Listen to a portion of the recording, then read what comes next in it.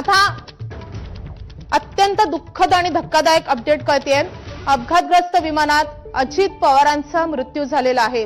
उपमुख्यमंत्री अजित पवार यांचा मृत्यू झाल्याची धक्कादायक बातमी येते। अजित पवार यांच्यासह विमानातील 6 प्रवाशांचा मृत्यू झालेला आहे।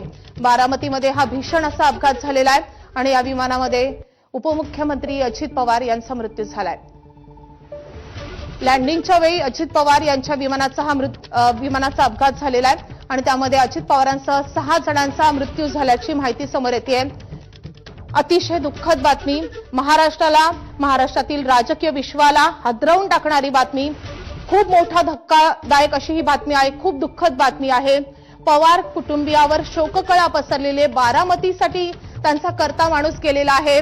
राष्ट्रवादी पक्ष बोरका झालेला आहे, अजित पवार यांचा मृत्यू झालेला आहे।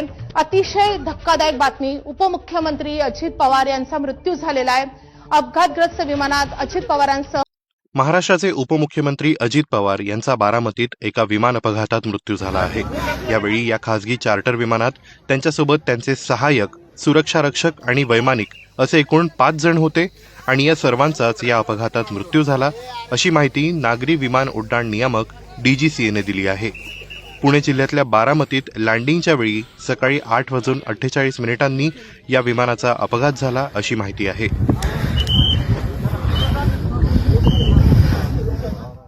अजित पवार हे जिल्हा परिषद निवडणुकांसाठी एक सभा घ्यायला बारामतीला आले होते, अशी माहिती आहे।